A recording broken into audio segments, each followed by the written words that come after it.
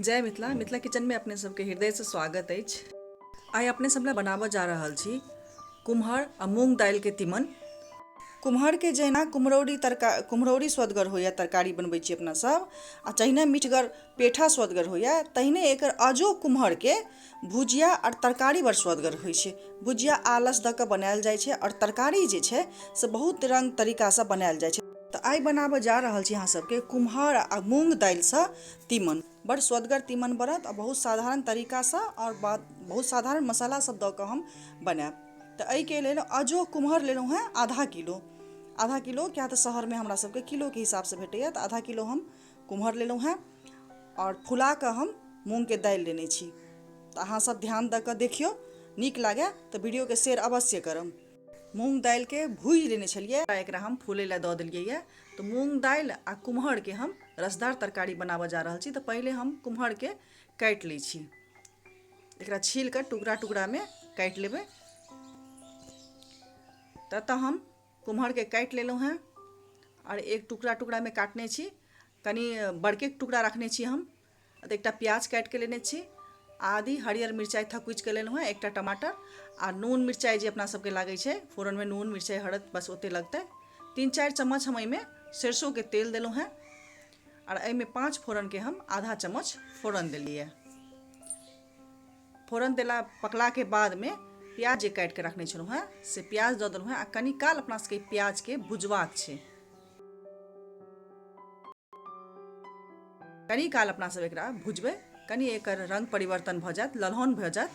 तऽ एहिमे बाकी जे छै लहसुन आ मिरचाइके कुटि कऽ जे रखने छलहुँ हेँ से दऽ देलियै यऽ, और टमाटर जे काटि कऽ रखने छी से दऽ देबै। एहिमे सब मसाला पहिले फोरनेमे देल जाइ छै, जैसे बड़ स्वदगर तरकारी बनै छै। तऽ एना कऽ हम सब मसाला एहिमे धऽ देलहुँ हेँ और धनिया देलहुँ हेँ 1 चम्मच, लाल मिरचाइ पाउडर देलहुँ हेँ आधा चम्मच, किया तऽ अपना सब हरियर मिरचाइ 3-4 टा देने छियै लहसुन सङ्गे कुचि कऽ, से ध्यान राखऽ पड़तै। आ नून मिरचाइ अपन हिसाबसँ अहाँ कम बेसी सेहो लऽ सकै छी। आ नून दऽ देलहुँ हेँ आधा चम्मच और हरदि आधा चम्मच। एहिमे जे काटि कऽ रखने छलहुँ हेँ कुम्हरके से अहाँके हम दऽ देलियै यऽ। और देलाके बादमे एकरा खूब बढ़िआँसँ पहिले मसालाके सङ्गमे कुम्हरके मिला कऽ भूजि लेबाक छै, मने खाली मिला कऽ भुजबाक छै, बेसी काल तक एकरा नहि भुजनाइ छै। और दालि जे तऽ फुला कऽ रखने छलहुँ सेहो एही सङ्गे दऽ देलियै यऽ। आ दालिमे किछु पानि छलए तऽ से पानि सङ्गमे धऽ देलियै यऽ। और कुम्हर अपन पानि छोड़ै छै, कुम्हरमे पानि छोड़ै छै। तऽ ओही सङ्गे जतेक मसालासब जे छै से खूब बढ़िआँसँ अहाँके भुजा जायत आ कुम्हर दालि खूब बढ़िआँसँ सिद्ध भऽ जायत। तऽ एकरा अपना सबके भुजिते भुजिते सिद्ध करबाक छै, तऽ आँचके जे है कम कऽ देबै। और आँचके कम केलाके बादमे 5 मिनटके लेल एकरा छोड़ि देबै कम आँचपर। ओहिसँ की हैत कि पानि जे छोड़त ताहिसँ मसाला प्याज सब खूब बढ़िआँसँ गलि कऽ बढ़िआँसँ भुजा जायत और अहाँके कुम्हर आ दालि सेहो बढ़िआँसँ सिद्ध भऽ जायत। हम झाँपि कऽ एतऽ 5 मिनट लए छोड़ि देने छलहुँ। 5 मिनटके बादमे एहिमे देखियौ जतेक पानि नहि छलए तखन दालिमे किछु मात्रामे पानि छलए, तऽ देखियौ पानि दुगुना भऽ गेल अछि। तऽ इएह पानिमे अपना सबके सभटा मसालाके भुजबाक छै। इम्हर अन्दाजसँ बुझाइए हमरा जे सिद्ध भऽ गेल अछि, तऽ कुम्हरो सिद्ध भऽ गेल अछि आ दालिओ सिद्ध भइए गेल हैत।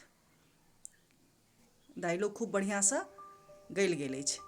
तऽ अपना सबके एतेक रस चाही, किया तऽ ई तरकारी रोटीमे बड़ स्वदगर लागै छै। तऽ एतेक रस चाही, तऽ ई आब 2-3 मिनट आर एकरा हम कम आँचपर झाँपि कऽ बनेबै। तऽ आधा बाटी हम एहिमे पानि देलहुँ हेँ और फेर एकरा जे छै 2-3 मिनट या 5 मिनट तक झाँपि कऽ कम आँचपर छोड़ि सकै छियै। लगभग अहाँके तरकारी बनैमे 15 मिनट लगै छै, और 15 मिनट अहाँ बढ़िआँसँ आँचपर बनेबै, मने पहिले कम आँच करबै आ तकर बाद जे छै झाँपि झाँपि कऽ 5-5 मिनट बनेबै तऽ बहुत स्वदगर तरकारी अहाँके बनि कऽ तैयार भऽ जायत।